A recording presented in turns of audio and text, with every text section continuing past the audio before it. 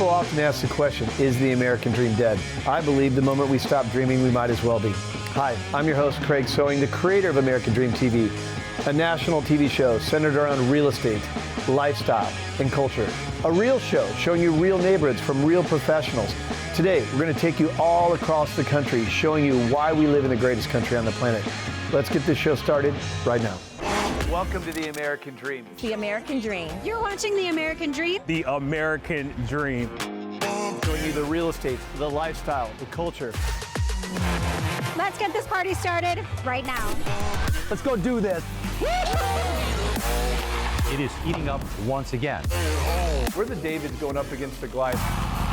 Real stories in real neighborhoods with real experts.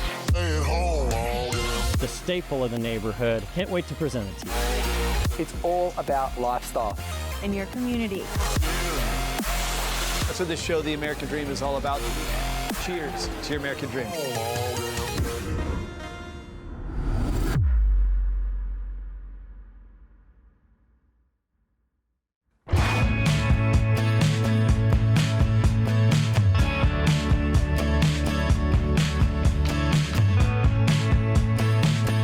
Welcome to the West Bank. I'm your host, Elisa Cool Murphy.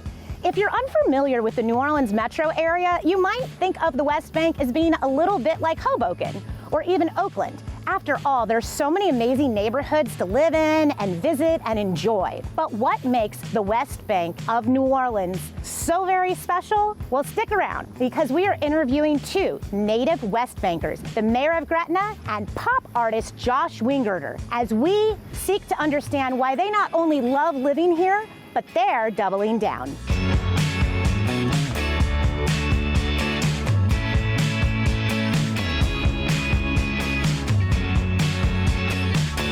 Mayor Constant, thank you so much for joining me today as an amazing representative of the West Bank. Can you describe to me, for someone who is unfamiliar with the area, what Gretna is all about? In this area, we're known as the city of choice in the metropolitan area.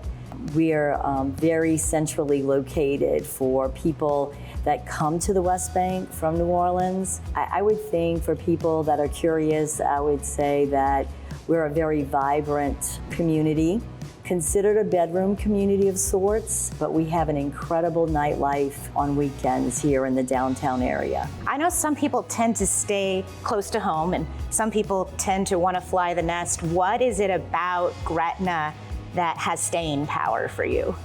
Well, I think, traditionally in southern states, a lot of the families stay close to home.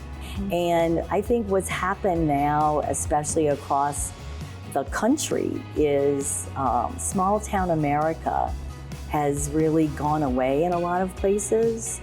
And Gretna still represents small town America here. We have an incredible downtown, which people love. We live on one of the greatest gifts in this country, next to the Mississippi River.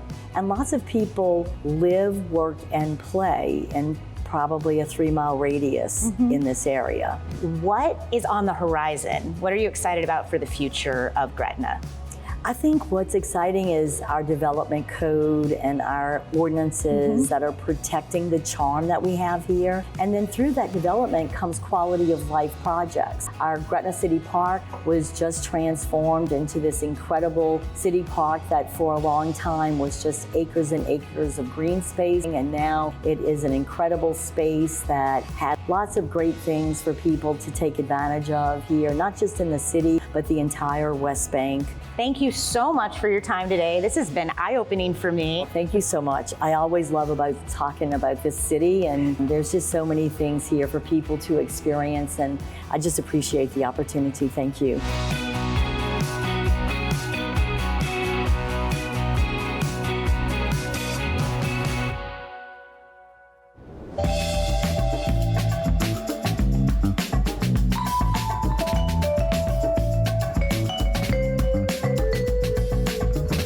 So west we go. So in addition to having this amazing studio here, you're from here. Yeah, born and raised. Born and raised. Some places people kind of tend to hang out that they're born and raised. Other people want to like fly the coop, and I'm sure there's a mix here. What for you is special and has staying power about Westwego? Well, first of all, I was those people you're talking about at some point. Growing up, I definitely was trying to get out, do my own thing, kind of explore.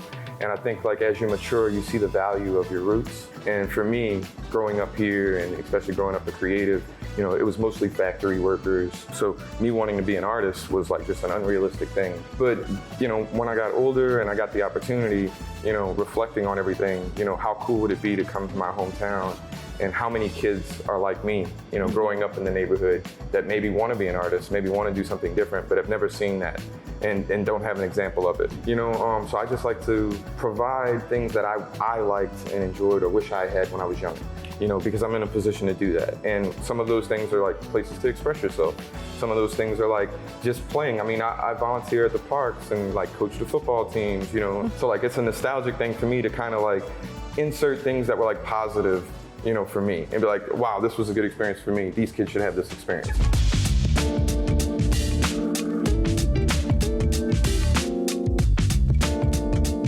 What are you looking forward to for Westwego?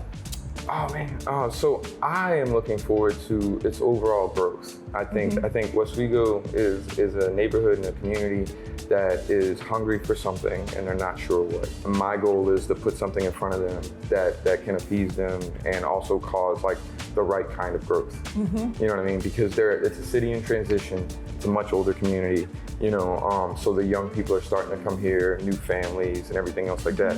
So taking the little things that I might have felt was missing for young people and inserting that into community, that way when the next generation comes here, they're comfortable and the older generation is comfortable with the transition as well. Awesome. Well, thank you so much for taking the time and sharing from the heart what makes this place so special to you.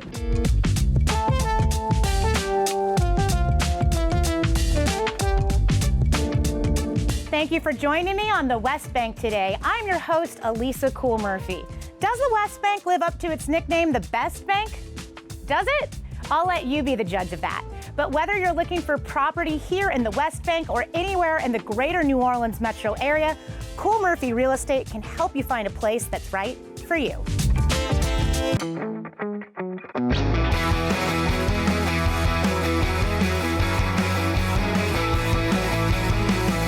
Hi, I'm your host, Angel Vanderpool. Welcome to today's segment. We have a great show for you today.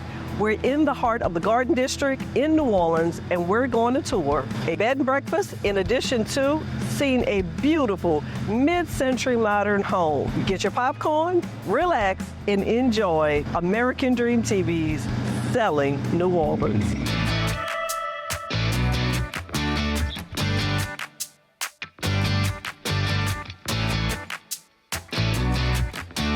So we're here with Brenda, the listing broker for 5721 St. Charles Avenue.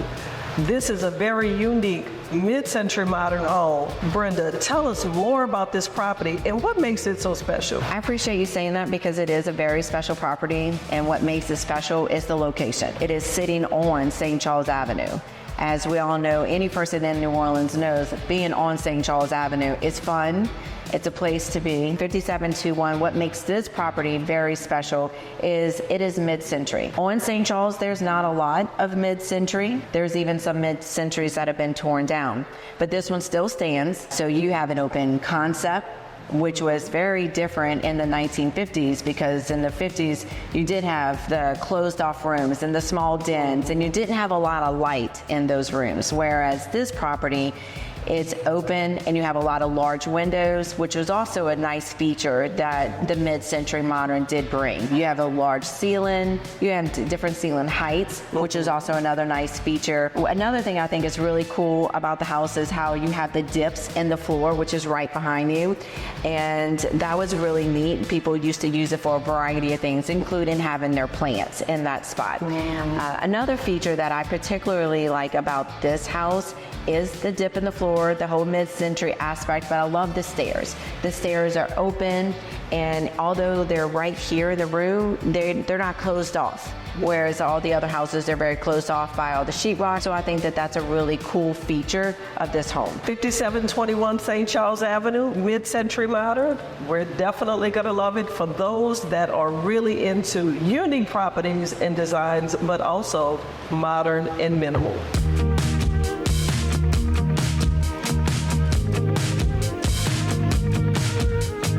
So Brenda, we're in the kitchen and this is beautiful. I love just the crisp, stark white, finishes, the cabinetry. But what I think is most unique about it, I have rarely seen in a home, the kitchen is to the front, the window, the view. So tell us about this, the finishes, the appliances. I mean, it's pristine. It is. The property is clean and it's crisp. That's a great word. I love that word because it really does describe this kitchen. The cabinets are unique in the way that they open and the texture of them. But yes, the cabinets, the flooring, it all goes together really well. And of course, I love this bright yellow gas stove. The finish touch, right? It's a nice color. Exactly.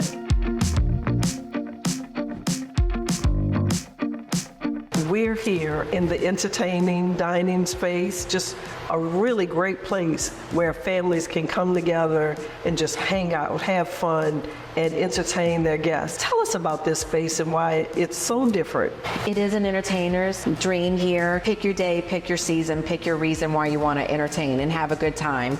You can play pool, you can go outside to the patio, you can go outside to the pool and enjoy that space. The pool space is what's really cool about it, is that it fits in that backyard just perfectly, not too big, not too small, and it also does still feel very private. But if you come back inside, enjoy your afternoon, enjoy your winters, your summers, you definitely would enjoy this property and entertain anytime, any day, any season. For those that want to just have fun, live on St. Charles, entertain, great space. 5721 St. Charles Avenue.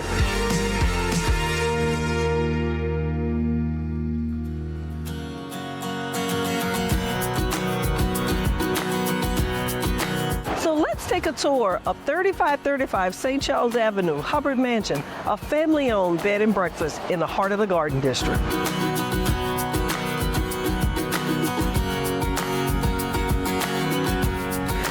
We're here with the prestigious owner, Don Hubbard, the creator of Hubbard Mansion. Well, I just want to say thank you very much for coming. For all your listeners, y'all come on if you're coming. And if you're coming, come on.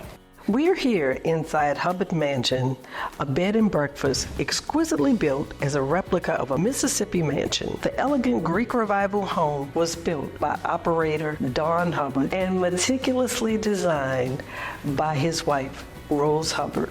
This elegant 18th century Greek Revival home features rooms that are furnished with period antiques and precious heirlooms. So if you're looking for a place to stay while here visiting in New Orleans, this offers a unique experience of New Orleans' warm culture.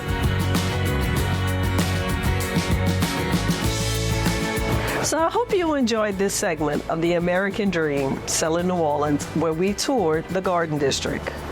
I'm your host, Angel Vanderpool, and until next time.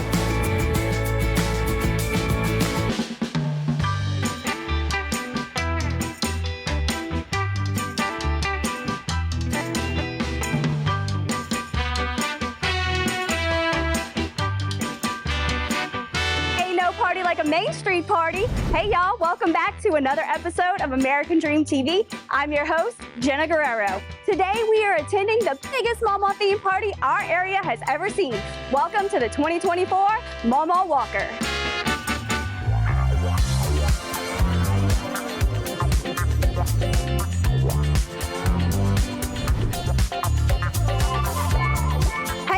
Here with Manny Melrose, who is the board president of the Hatch Grant Association. Can you tell us how this brilliant idea was birthed? Well, we were sitting around one day with the Hatch Grant. We threw the boucherie. It was a huge success. And our whole purpose of the Hatch Grant Association is to revitalize downtown Houma. We love New Orleans and love the Red Dress Run and things like that. So we try to come up with our own version. We have several hundred people behind us, and we're gonna walk the whole 3-mile route.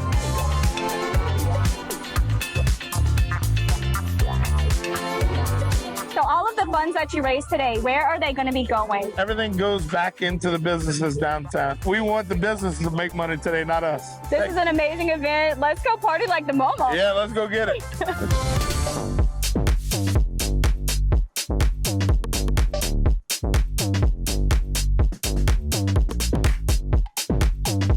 Jason, tell me what you love about the Momo Walk. We do things differently. We find a cause, we throw a party, or we throw a party for a cause. And with this deal, you know, the Hatch Grant's about doing something. And so we said, let's figure out, there you go. Let's figure out something that can bring businesses to downtown. Right? That's what we're doing here. We're bringing business to downtown, giving back to the community, right? And that's what we're doing. We're having a good time. As you can see people behind me, it's foot traffic. It's getting people out and about and doing something and moving Terrebonne forward.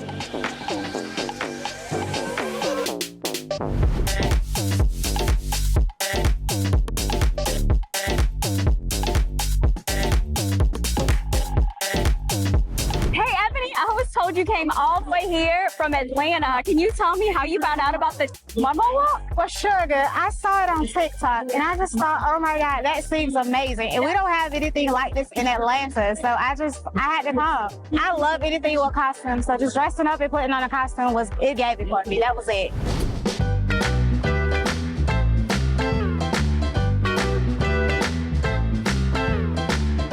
I'm here with shop owner Amber Landry. She owns Lanyap Downtown. Can you tell us a little bit about your store and what you offer here? I started the shop with my husband Morgan. We're both former chefs, and he wanted to bring just some different cookware, spices, which we're gonna kind of go through that a little bit. So many people down here in South Louisiana love to cook, and they're passionate about being in the kitchen, so we really wanted to kind of speak to that. My husband was the seasoning chef at Magic with Paul Prudhomme for a number of years, so he's got Paul Prudhomme stuff, but he's also working on his own spice blends. And I know y'all do like cheese board classes as well? Kind of more on my side. I offer cheese tasting and then like how to build charcuterie boards. Okay. That's kind of my passion. Very cool. Yeah, and since I'm here now, I needed some kind of outlet because I still love cheese.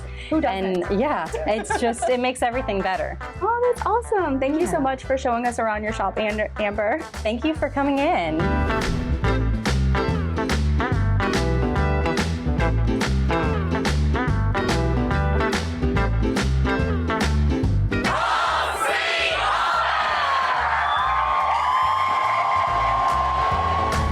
Man, we sure did pass a good time at the 2024 Momo Walker.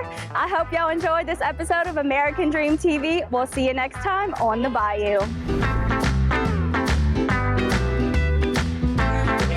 How you doing, little baby? Leave that alone. Y'all have a good day.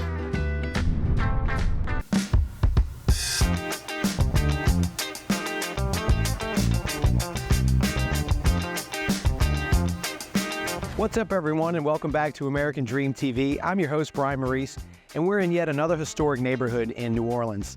Lots of colorful houses, lots of stories, and of course, you know I'm not going to let you down when it comes to the best places to eat. So here we go. Let's check out the Bywater. The Bywater got its name from being, well, by the water. The Mississippi River is just a couple blocks from here. And this was a working class neighborhood for much of the 19th century until its eventual decline with that of the port of New Orleans. Now this neighborhood's been revived with both new and old residents and a vibrant art and entertainment scene. The Bywater really is a colorful place, and I mean that literally and figuratively. The houses, they're pushed right up close, right in your face, and you can find just about any color in the rainbow here. Anywhere else it would look tacky, but here it's just New Orleans. All right, we're here at Cafe Alma, right in the Bywater neighborhood. It's one of my absolute favorite spots. Chef Melissa, the owner, I've known for a long time, from when she was doing pop-ups to now her flagship restaurant. And she pours her heart and soul into everything she does. Alma means soul in Spanish, so can't wait for you to check it out and see it for yourself. All right, we're here today at Alma Cafe, Chef Melissa Araujo.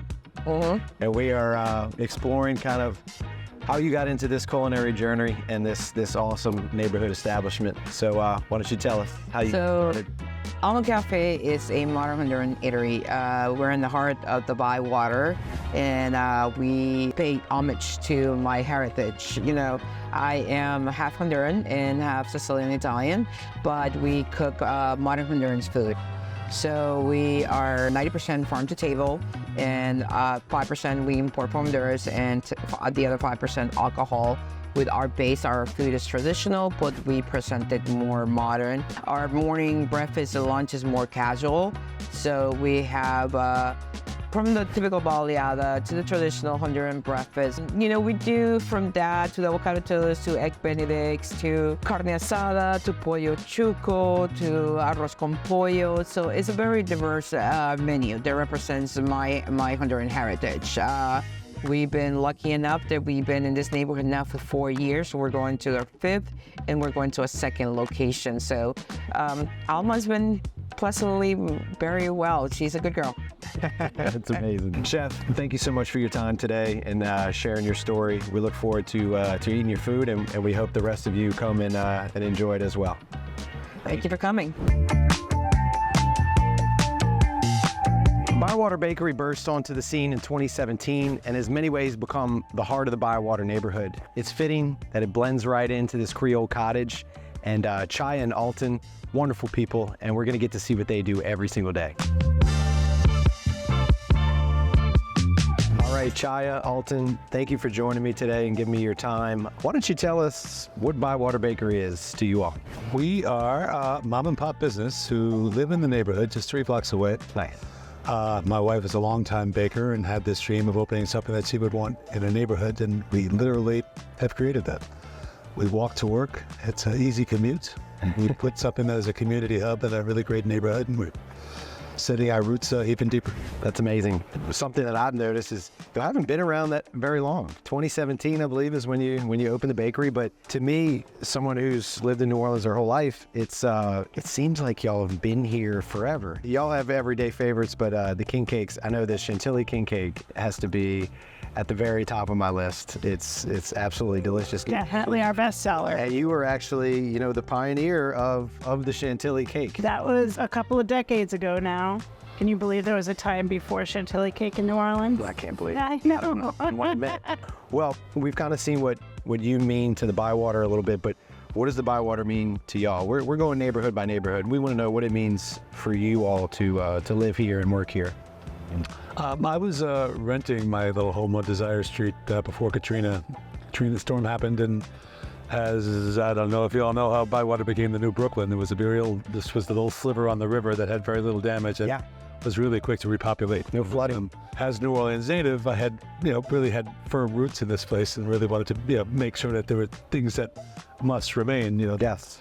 And as a participant in the culture and of the city, I mean, I stay because those things are important. And New Orleans is the most unique city in America, and these traditions are real and mean a lot to everyone. And you could try to wash this away, but those that are from here and of it, are going to continue to be here and fight for it. This is a labor of love, true love, and here it is. 7 years of bakery and 7 years of marriage, and we're going strong. Amazing. Well, again, thank you so much for your time, and thank you for what you do. This is an amazing place, and I hope it continues for a long time. You're right. Here's hoping. Thanks again for joining us. I'm your host, Brian Maurice, and we hope you tune in next time to explore more of the great city of New Orleans.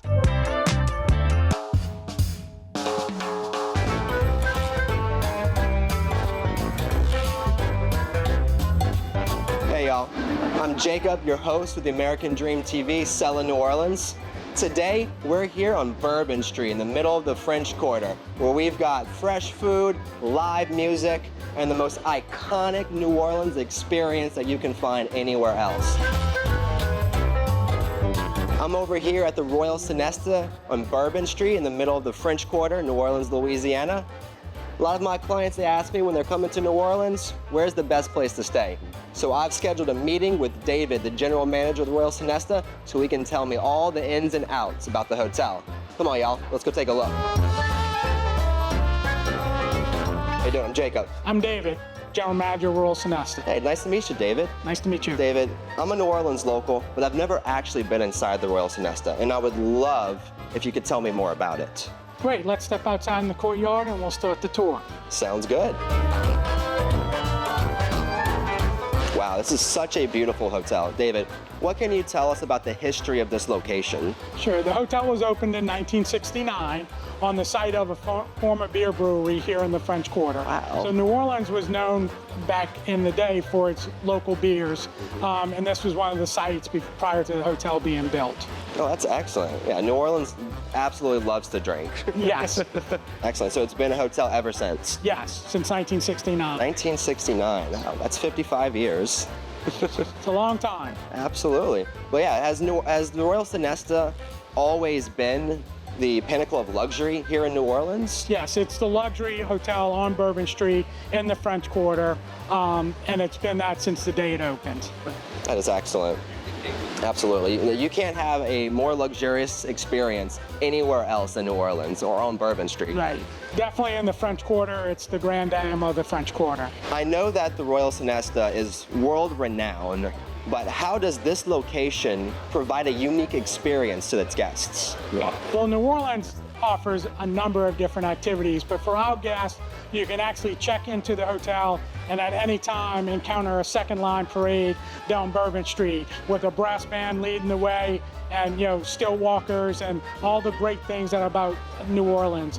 But inside of the hotel, you also have a Desire Oyster Bar, which is a great seafood restaurant here in New Orleans, right on the corner of Bourbon and Conti, as well as the Jazz Playhouse, which features acts like Big Sam, Brassaholics, which are New Orleans well-known brass bands that really get the guest and the crowd involved, as well as locals. Locals like to come and enjoy that music as well. That's excellent. I'm getting excited just hearing you talk about it all.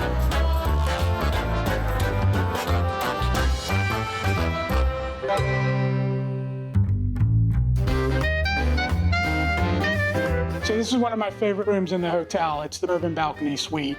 So we do events here all the time, corporate events, corporate hospitality events. For people who come to New Orleans and really want that French Quarter experience, there's no better place in the French Quarter than this suite with this balcony. So we're here on the Bourbon Balcony Suite, wraparound balcony on Bourbon Street featuring wrought iron and great views of Bourbon Street and the entire French Quarter. Yeah, this is an absolutely amazing view. It's probably one of the best views within the French Quarter, if I don't say so myself. Sure, it's the prime location in the French Quarter, both residential and commercial, great restaurants right outside the front door, great entertainment, and like I said, we're on the third floor of the hotel, so you get a good overview of everything. Absolutely. We're right in the heart of the quarter. Yep. What can you tell us about some of the festivities that happen here that the Royal Sonesta is a part of? So we host a number of corporate parties here, but probably what we're most known for is our greasing of the poles during Mardi Gras, where we have local celebrities. Old tradition here at the Royal Sonesta, our maintenance engineers used to grease the poles so people wouldn't shimmy up them and climb up onto the balcony. So we've been doing that for years, so we decided to make it an event where we have local celebrities come in, and they're the ones actually greasing the poles on the Friday before Mardi Gras. Oh, wow. So that kicks off Mardi Gras then? It kind of kicks off the big weekend of Mardi Gras. It kicks off, it's the event of the Mardi Gras season here at the hotel. Oh, that is excellent. So we're upstairs in one of our split-level suites. This is, again, one of my favorite rooms because it's got direct pool access. You also have downstairs area where the bedroom is, so the parents can be down there, the kids can be up here watching TV, and you're close to the pool, so if the kids want to jump in the pool, you're just right outside the door here. Wow, I gotta say, David, this is such a fantastic location. I'm so happy to be here. I'm so thankful for you for giving me this tour.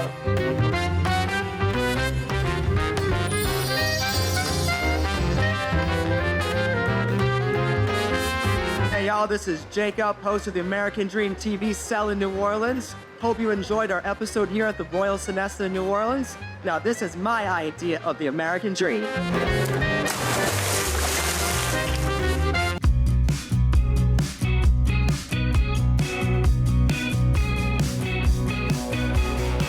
Welcome to the American Dream TV. I'm Amanda Miller, and today we're in the heart of the Gulf Coast for one of the most anticipated events of the year, Cruising the Coast. This is where car enthusiasts from all over the country gather to showcase their beautifully restored classic cars. From muscle cars to timeless vintage rides, people come from miles away to be a part of this celebration of automotive history. And we're here to get inside and look and see what makes this event so special. Plus, we're catching up with the St. Bernard Rod Knockers, a local car club that brings their passion for cars and some of the amazing Gulf Coast flavors with actual oysters and shrimp. Let's dive into the sights, the sounds, and the taste of cruising on the coast.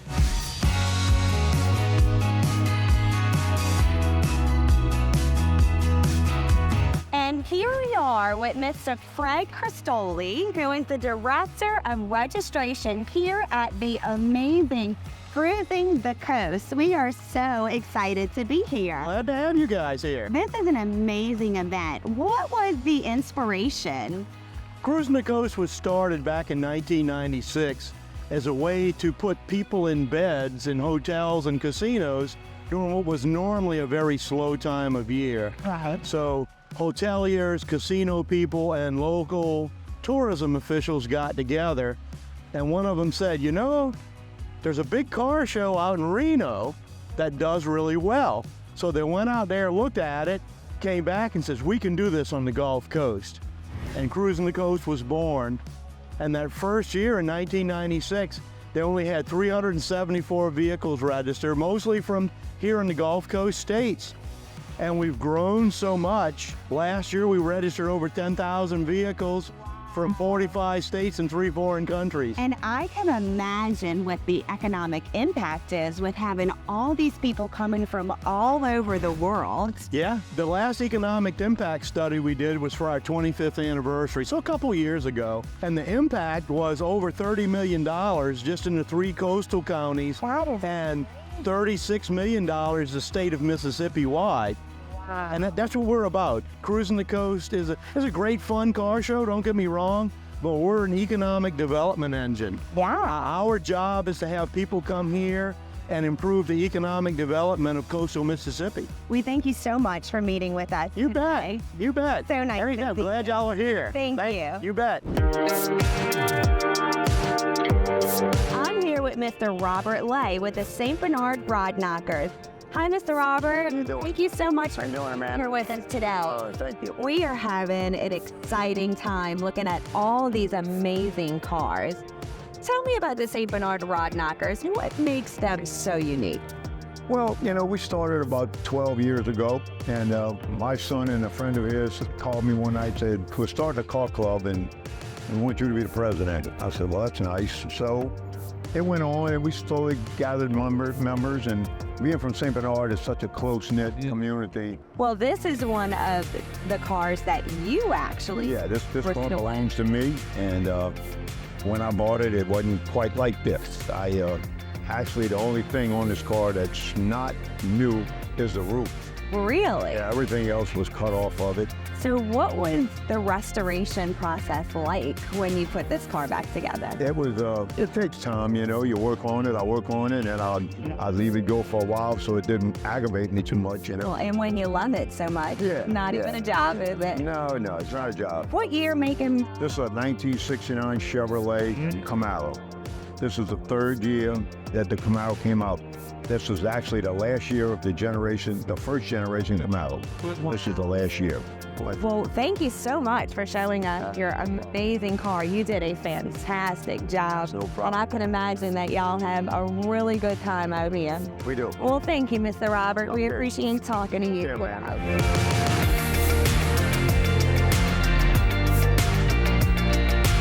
A day here at Cruising the Coast. We've seen incredible cars from all over the country, met some amazing people who share a deep passion for these classics, and got to experience the true spirit of this event.